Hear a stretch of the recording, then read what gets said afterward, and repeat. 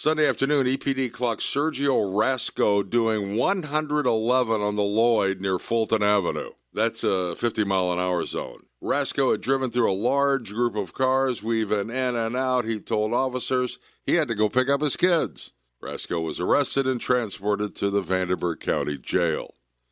Wayne Browning of Drakesboro was booked into the Muhlenberg County Jail on murder charges. Saturday night, the Central City Police Department responded to the area of the Central End, that's on East Everly Brothers Boulevard, and found John Shanks of Central City with stab wounds to the head and face. He was taken to the hospital. Cops then learned of a second stab victim, Scotty Stewart of Central City. He was a passenger in a vehicle that was pulled over for a traffic violation. Medical personnel responded, but Stewart was pronounced dead at the scene. Browning faces several charges. No motive has been determined.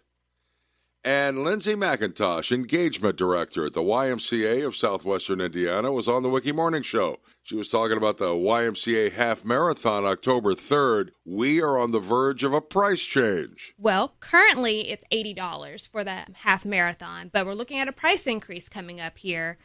Prices are going up on September 1st. Okay. So they'll go up to $90. So get on it. If you sign up before September 1st, it's $80. Okay. Yep. Then after that is $90. Yep. You still get a T-shirt and your medal, all the things, and the bucket. We are known as the bucket race, so those things are important too. The Y Half, proudly sponsored by WIKY. This is WIKY News.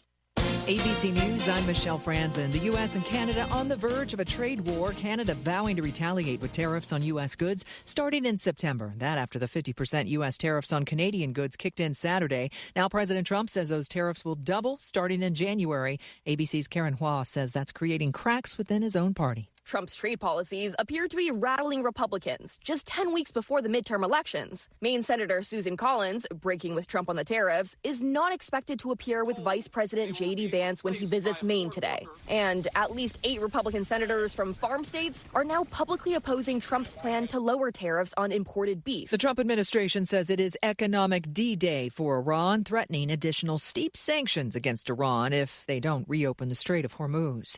Fire crews in Nevada racing to get a handle on the Hawk fire that erupted over the weekend northwest of Reno. The fast-moving blaze triggering evacuations. This is ABC News.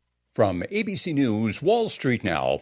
Falling shares in AI-related chip companies have helped to pull down the broader market, although the Dow Jones headed into the midday higher by 134 points. The S&P was off 0.33%. The tech-heavy NASDAQ was lower by a full percentage point. Oil prices retreated this morning on expectations of an announcement of new measures by the United States aimed at further isolating Iran economically. President Trump has hinted at what he's calling an economic D-Day for Iran. Cryptocurrencies, on the other hand, have been rising. Bitcoin topped $79,000 this morning. That's well above the opening price of Sunday. There seems to be no stopping the web-slinger. Spider-Man Brand New Day fought off a slew of newcomers to maintain its first-place spot at the box office in its 4th weekend in theaters. The film so far has made $855 million in North America alone. Jim Ryan, ABC News.